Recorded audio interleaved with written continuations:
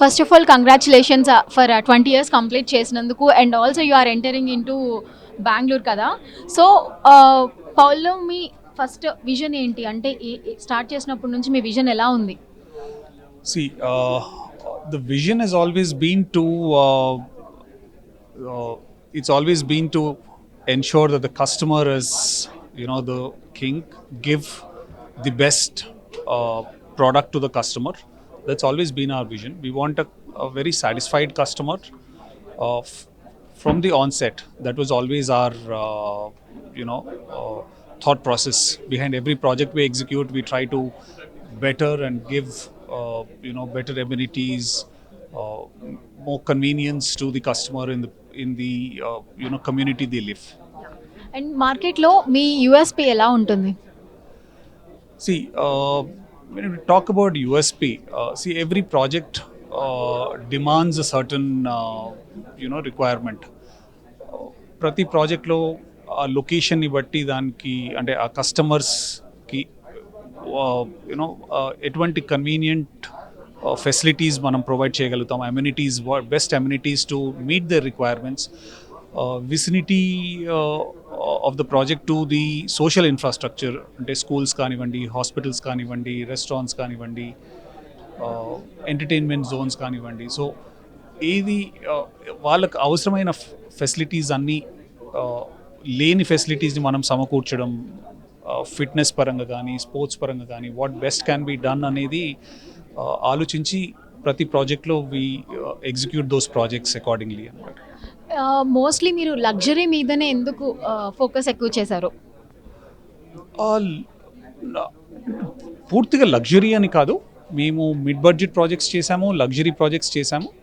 But Kokapet as a లొకాలిటీగా చూస్తే చాలామంది villas కావాలి అనే ఉద్దేశంలో చాలామంది అప్రోచ్ అయ్యారు.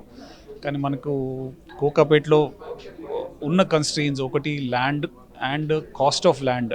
ఈ కన్స్ట్రెయిన్స్ వల్ల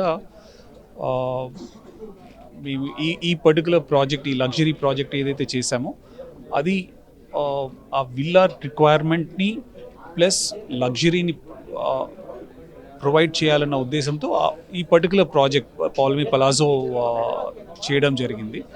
బట్ అలాగే మిడ్ బడ్జెట్ ప్రాజెక్ట్స్ కూడా ఎగ్జిక్యూట్ చేశాము. పౌలమి అవాంతి లాస్ట్ ఇయర్ 24 డిసెంబర్లో హ్యాండ్ ఓవర్ చేశాము. We have kind of done projects in all segments. Coming to the quality in constructions, me constructions క్వాలిటీని ఎలా మెయింటైన్ చేస్తున్నారు కన్స్ట్రక్షన్స్లో? See, construction quality ki one of the most important criteria is the customer feedback. So, మేము execute చేసిన పాత ప్రాజెక్ట్స్లో ఎక్కడైతే issues చూసామో అవన్నిటినీ, అలాంటి issues repeat కాకుండా execute చేయడం ఇట్స్ అ ఛాలెంజ్. ప్రతి ప్రాజెక్ట్ మనము ఒక పెద్ద ప్రాజెక్ట్ చేసినప్పుడు దాంట్లో చిన్న చిన్న ఇష్యూస్ రావడం అనేది సహజం.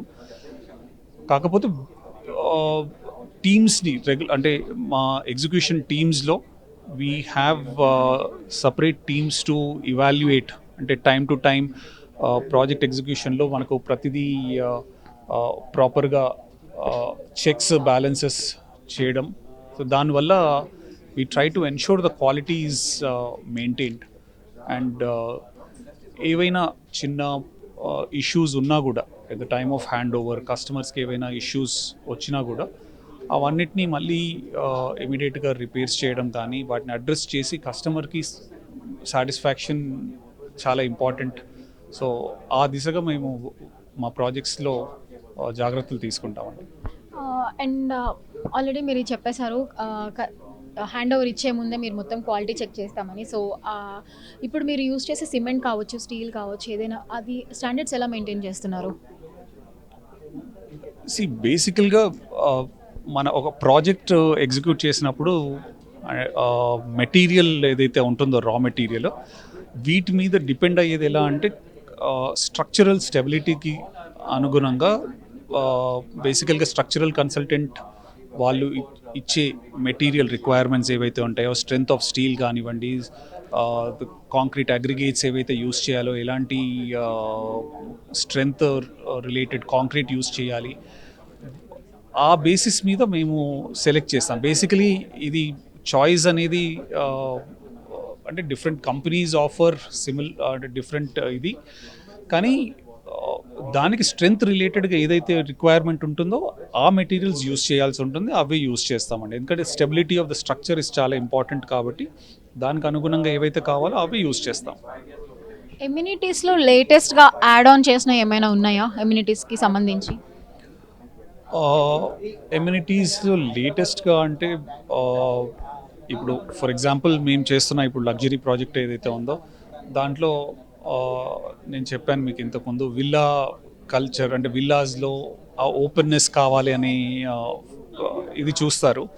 సో ఈ పర్టికులర్ ప్రాజెక్ట్లో ఏం చేసామంటే మేము డబుల్ హైట్ బాల్కనీస్ చేసాం. అంటే ఆల్మోస్ట్ 24 feet హైట్ బాల్కనీస్ ఉంటాయి. ఈ ఆ బాల్కనీలోకి వెళ్తే కంప్లీట్ మీరు ఒక విల్లా ముందు ఓపెన్ రోడ్ పైన ఉన్నట్టు దట్ ఆ ఫీల్ వస్తుంది. So that is the kind of facilities or the amenities and the features that we provide in the projects. So ఆర్ఓఐని ఎలా ఎక్స్పెక్ట్ చేయొచ్చు? Sir, రిటర్న్ ఆఫ్ ఇన్వెస్ట్మెంట్ మీ దాంట్లో ఒకవేళ ఇన్వెస్ట్ చేస్తే మళ్ళీ అది మనం తిరిగి ఎలా పొందొచ్చు అనేది ఒకటి ఉంటుంది కదా, అంటే వీళ్ళ దగ్గర బై చేస్తే ఎలా ఉంటుంది అని.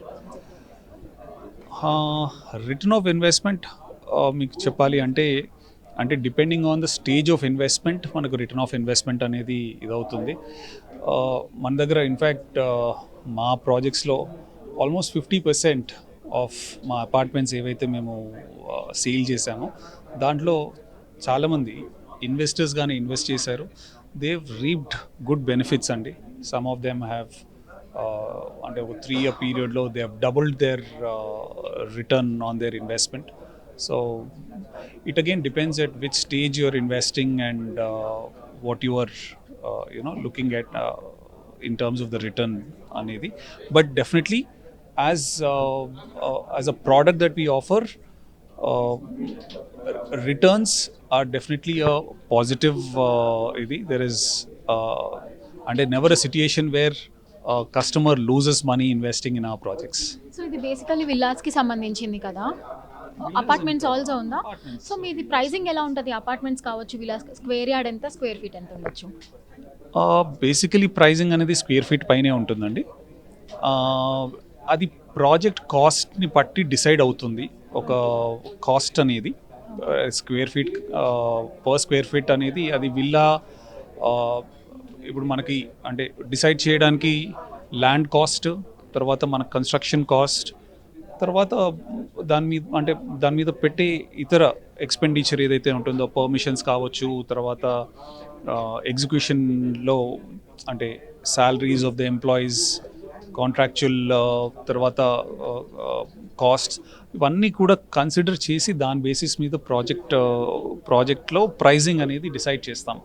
సో ప్రాజెక్ట్ టు ప్రాజెక్ట్ అది వేరీ అవుతూ ఉంటుందండి. అది ఫిక్స్డ్గా ఇలా ఉంటుంది, ఇదే ప్రైస్ ఉంటుంది అని చెప్పడం కష్టం. ఎందుకంటే ప్రాజెక్ట్లో మనం ఆఫర్ చేసే స్పెసిఫికేషన్స్ని బట్టి కూడా చాలా వరకు ప్రైస్ మారడం జరుగుతుంది. దాన్ని బట్టి ప్రైస్ డిసైడ్ చేస్తాం. సో మీరు తొందరలో బెంగళూరు కూడా ఎంటర్ అవ్వబోతున్నారు కాబట్టి first of all the best అండి మా ఛానల్ తరపు నుంచి. అండ్ ఆల్సో కంగ్రాచులేషన్స్ మీరు ఆ స్టెప్ తీసుకున్నందుకు, అండ్ మీరు మంచిగా సక్సెస్ అవ్వాలని మేము కోరుకుంటున్నాము. Thank you so much. Thank you so much. 2005లో ఈ కంపెనీ లాంచ్ చేశాము.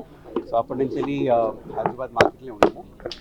Now the first time we're actually looking outside Hyderabad with our first project in Bengaluru, North Bangalore, and hopefully I think by this month end with the RERA approval we should be launching by this month end.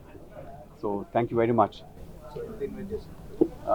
The total project cost will be roughly about 1,200 crores, out of which we've already invested about 250 crores only. Balance through sales and financial institution support only will be. Bangalore market, general stable market only, compared to Hyderabad where we see a little bit of slowdown. Bangalore ఎప్పుడు general స్టడీనే ఉంటుంది.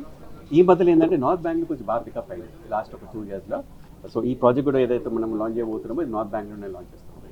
So అతి త్వరగా most probably 1 week 10 days లోపల launch చేయాలి. హైదరాబాద్లో ప్రస్తుతానికైతే మనకు 2 project. హైదరాబాద్లో పలాజో అనే ప్రీమియం ప్రాజెక్ట్ నడుస్తుంది. అది most probably next year mid వరకు హ్యాండ్ ఓవర్ చేయబోతున్నాము. ఒక ఐటీ బిల్డింగ్ కూడా చేస్తున్నాం ఇప్పుడు మనము, grade IT building by the name Poulam infinity అని. అది కూడా ఈ 1 to 2 months లోపల by March or April will be handing over that project with OC అండి. హైదరాబాద్లో ఎక్స్ట్రా ఇన్వెంట్ అయితే ఏం లేదు, జనరల్ అయితే కొంచెం స్లో డౌన్ మనం చూస్తున్నాము, బట్ అది న్యాచురల్ ఫినామినల్ అండి. ఎవ్రీ 4 to 5 years మార్కెట్ చాలా బాగుండి మనం ఒకటేసారి కొంచెం స్లో డౌన్ అవుతాం అనేది మనం పాతగా చూసినాము. మనం డెఫినెట్లీ పికప్ అవుతుంది. ఎందుకు పికప్ అవుతుంది నేను ఎందుకు అనుకుంటానంటే, లాస్ట్ మన 2 years చూస్తే కమర్షియల్ లీజింగ్ అనేది చాలా పికప్ అయింది.